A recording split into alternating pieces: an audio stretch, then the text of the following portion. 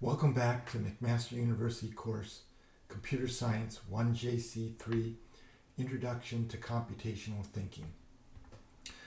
We are working on the topic today of operating systems and the internet. We're going to start by talking about files. So a file is simply a finite sequence of data. So it's possibly a gigantic sequence of data, and it's stored on a persistent data storage device of some kind. So it's a device where we can store this data for an indefinite amount of time.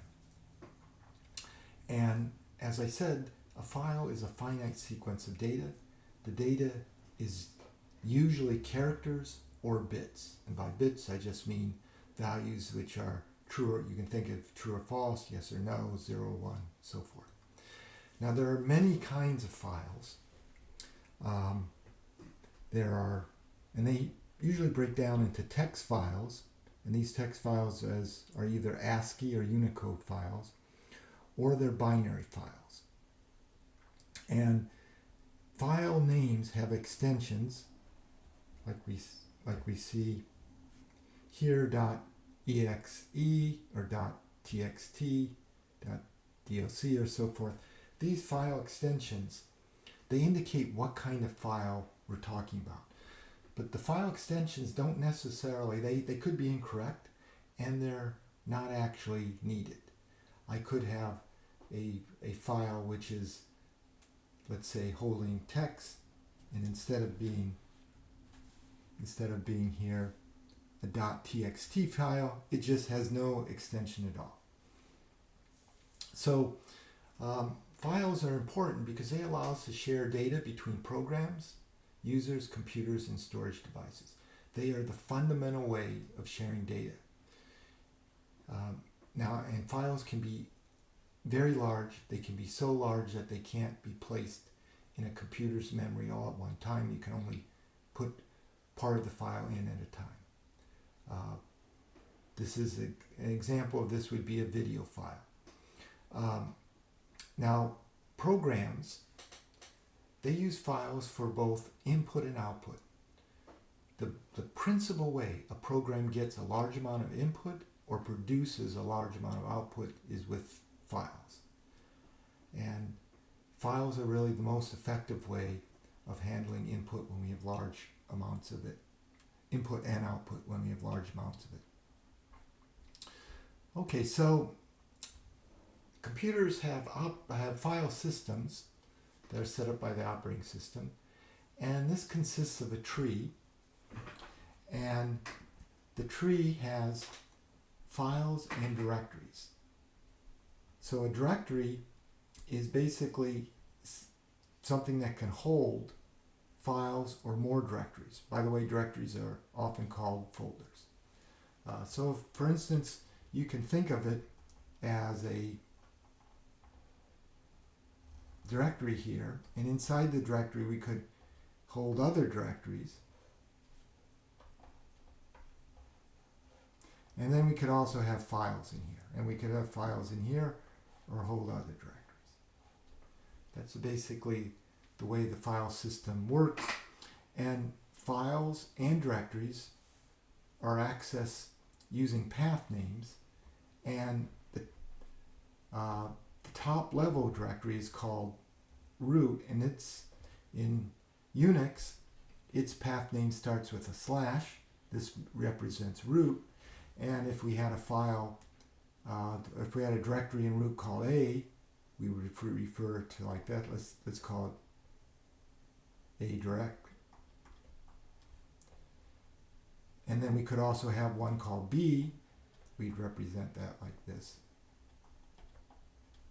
And if we were going to represent a directory in here, this might be C dev, and then we might have a file, which I'll just call F. So this would be a path name to F. This is what's called a full path name. So this is full. And I could just have something like this, If I'm in the directory adev, this would be a relative path name.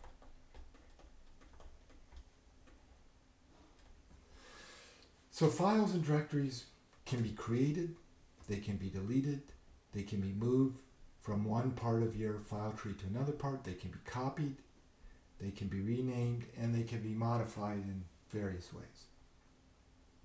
Okay, so now let's move to processes. A process is simply an application program that's executing on a program.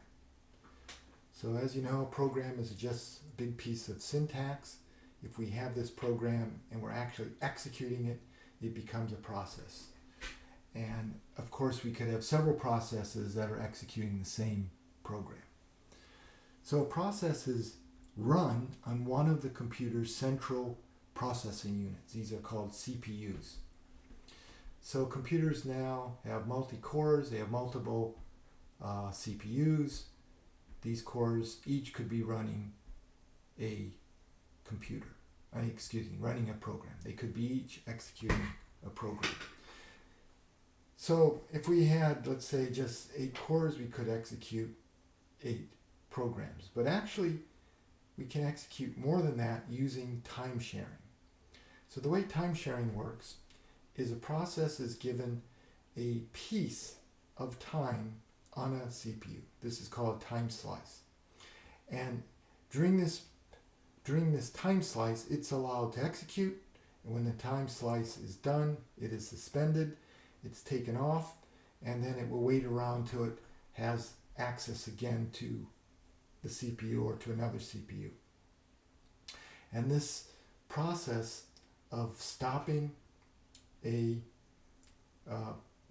process and then suspending it, this is called a process context switch. So basically the way the CPU is working is a process is put on the CPU, it is executed for a very short period of time, taken off, and then another process is put on the CPU, executed for a very short time, and then taken off. And this is done over and over again. So processes can have certain status. There's different ways of doing this, but we can think of it as having 5 different statuses. It can be executing. This means it's on the CPU and it's executing. It can be blocked. This means it's waiting for some event to occur. It's not executing, and will stay in this blocked state as long as the event has not happened yet. If it's in the ready state, the process is all ready to be executed, and it's just waiting to have control of the CPU.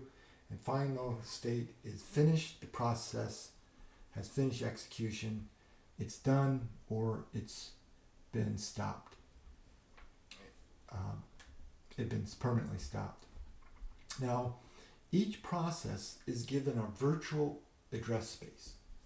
So it's given this big address space of memory. It can access this memory.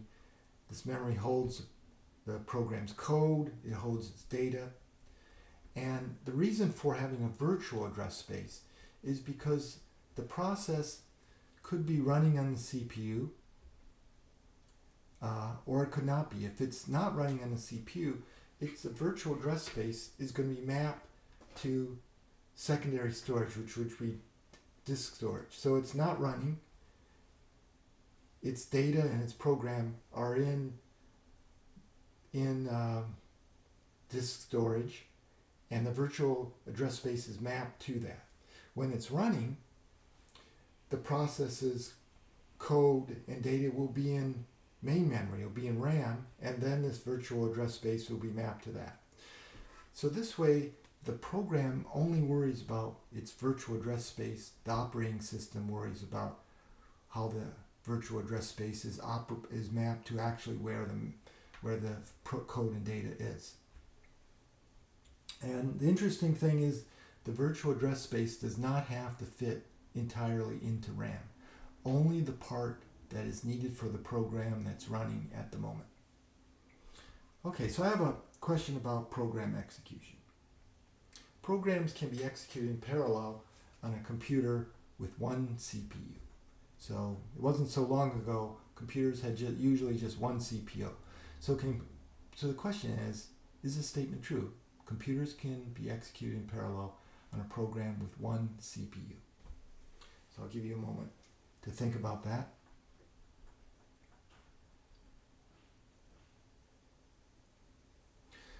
Okay, thank you for coming back. Well, the answer is really A, and it's B. It depends on your perspective.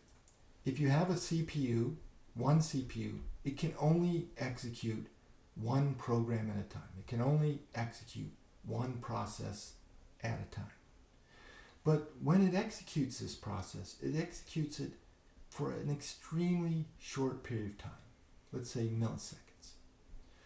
And so it executes the program for this short period of time, and then it switches it out and puts in a new program and executes that program from a very short period of time. So it looks to the user like a whole bunch of programs are being executed in parallel. In a single second, many programs are being executed simultaneously. So from the user's point of view, the CPU is executing programs in parallel. From the strict physical point of view, it's executing only one program at a time. Okay, so now we're going to move on towards talking about the internet. The first thing to discuss are physical networks. So a physical network is a set of computers. They exchange digital information with each other using a physical medium. And there can be many different kinds of physical mediums. And these computers are connected to the physical medium via a network interface. So I like to draw this like this. This is the medium. These are the computers. And these are the interfaces. That's how I'd like to draw a physical network. Now there's many kinds of physical networks based on different technologies and different communication protocols. So a communication protocol would be the rules of how the computers communicate with each other using the physical network. And there's wired. Here we can have wired and wireless. Physical networks, we can have connection-oriented. That would be like a telephone system, where when you're using a telephone system, you create a connection between the caller and the receiver. And then there's connectionless. This is sort of like our physical mail system. You drop a letter in the mailbox and it basically bounces around until it gets to where it's delivered. We can have local area networks. These are like networks that work just for a building, or wide area networks. These would be networks that work across, let's say, part of a province. And then we can have different topologies. And the topologies I can show you is simply how they look. A bus topology looks like this. We have a medium that we connect to. It's basically just a line.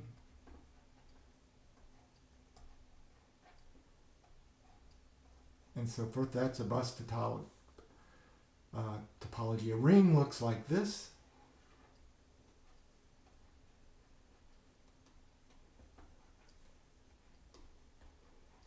Where information goes around and around this way. A star is we have some components, let's say switches, and on the outside we have our computers. And the simplest case is point to point. We have two computers and they're connected like this. You can do this at home if you have two computers and they have an Ethernet card. You can just put in here a crossover cable.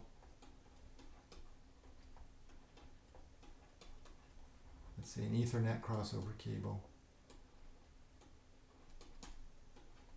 And that will create a point-to-point physical network.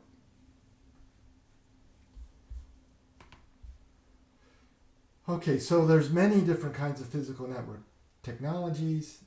Here are some examples: Ethernet, Wi-Fi, ATM, and by the way, ATM has nothing to do with ATM machines you find in banks, and fiber distributed data interface, FDDI, which uses optical fiber. So these are physical networks. And so now we get to the subject of an internet. So if we go back to maybe about the 70s, 60s, and 70s, there were a lot of these physical networks that were created. People connected up computers. But how do we get computers and different physical networks to communicate with each other? This is a problem. How do we basically perform communication across all these physical networks? And remember, these physical networks can have very different network technologies. So the solution is pretty simple. We build a universal virtual network on top of the physical networks. So we have these physical networks with different technology, and we build on top of that a universal virtual network. So this is what we want: universal virtual network. And an internet is a virtual network that's based on two things. It's based on an internet architecture and a set of protocols for communicating over this architecture, which is called the TCP/IP Internet Protocol Suite. Now, in this suite, there are many protocols, but the most important two are TCP and IP. So what we call the internet today, the global internet, it is an internet of this form, and it serves as a universal virtual network. Okay, so what is this internet architecture? The architecture is pretty simple. Remember, I said I like to write physical networks like this, where the circle can be any communication medium. And so we have a bunch of these, thousands and thousands of them. And the question is, how do we build a virtual network? What's going to be our architecture?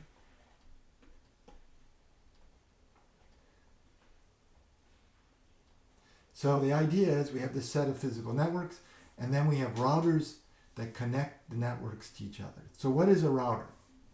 A router is just another computer which happens to be on more than one of these. So this is a router, and this is a router. So by this definition, all a router is a computer that's on more than one physical network, and we can use that computer to connect these physical networks. So now if you think about what we have here, we have two kinds of, we can think of this as a graph, a bipartite graph, and there's two kinds of nodes, hosts and physical networks. So these are going to be the hosts,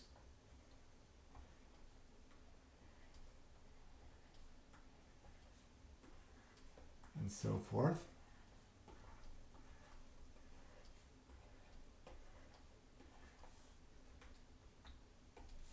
And these are the physical networks.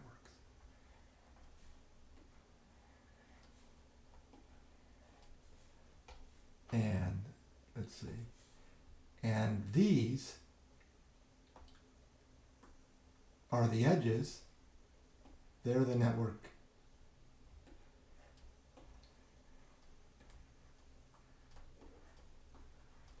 These are the edges. So this is a bipartite graph. All a bipartite graph is a graph with two kinds of nodes. So if I drew it as a bipartite graph up here, let's say, draw this, we'd have two kinds of nodes. I'll say, and we have edges like this.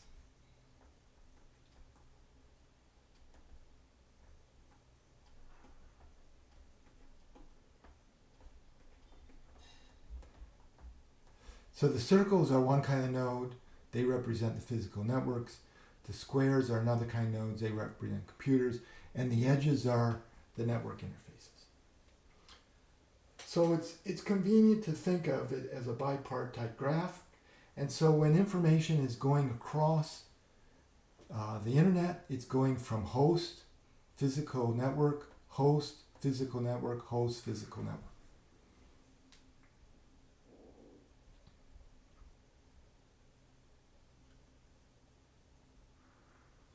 Okay, so the structure of the internet is two-layered. It has, sorry about that. It has two layers. It has the physical networks, which are heterogeneous in the sense that they can be work very differently. They use different communication protocols. They have different technology. And then there's a homogeneous virtual network that's implemented on top. And this is homogeneous because this whole network is using the same communication protocols. And these two layers have two different layers of addresses. We have physical addresses. These are actually attached to the network technology. So for instance, if we had an Ethernet physical network, and this was the network interface right here,